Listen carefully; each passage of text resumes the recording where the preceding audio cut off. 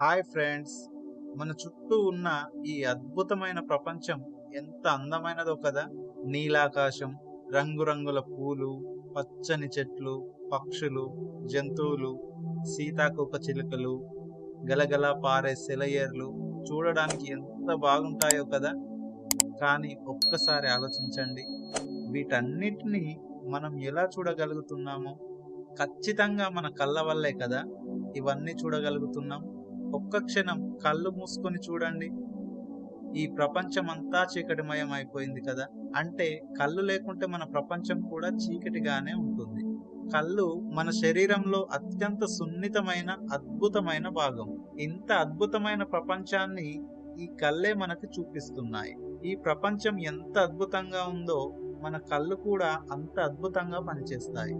మన కంటిలో ఉన్న కార్నియా, ప్యూపిల్, లెస్, రెటీనా వంటి భాగాలు కలిసి పనిచేసి మనకు చిత్రాలని చూపిస్తాయి. మన కంటి వెనుక భాగంలో ఉన్న రెటీనా కెమెరాకున్న ఫిల్మ్ లా పనిచేస్తుంది. దానిపై పడిన కాంతి సిగ్నల్స్ గా మారి నేరుగా మన మెదడుకి వెళ్తాయి. అక్కడ అవి చిత్రంగా తయారవుతాయి. అంటే మన కళ్ళు కేవలం చూస్తున్నాయి, కానీ నిజానికి మన మెదడు వాటిని అర్థం చేసుకుంటుంది. ఎంత అద్భుతమైన వ్యవస్థ కదా ఇది. ఇది ప్రకృతి సృష్టించిన అద్భుతం కదా. కళ్ళు కేవలం చూడడానికి మాత్రమే కాదు, మన భావాలను కూడా వ్యక్తం చేస్తాయి. ఆనందం, కోపం, ప్రేమ, దుఃఖం, దయ ఇవన్నీ కళ్ళల్లోనే ప్రతిబింబిస్తాయి.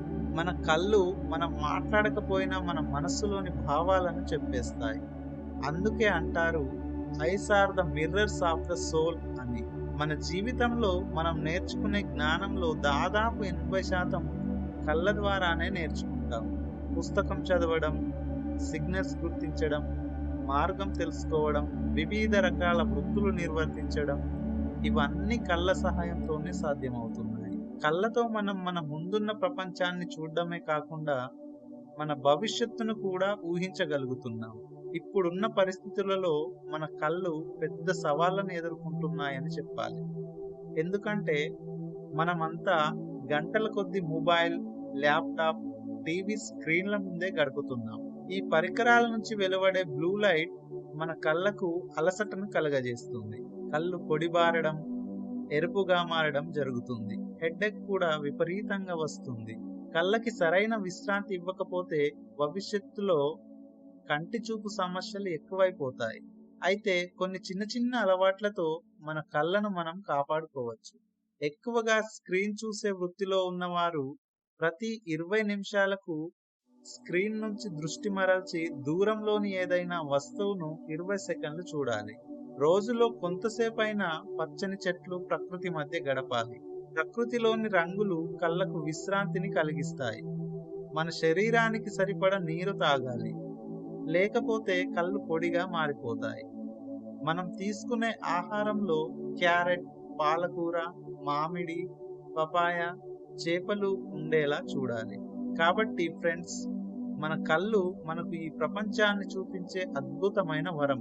వాటిని జాగ్రత్తగా కాపాడుకోవడం మన బాధ్యత. ఇది ఫ్రెండ్స్ ఈరోజు వీడియో. ఈ వీడియో మీకు నచ్చితే ఒక లైక్ చేయండి. ఇలాంటి మరిన్ని ఇన్ఫర్మేషనల్ వీడియోస్ కోసం మా ఛానల్ని సబ్స్క్రైబ్ చేసుకోండి. Thank you.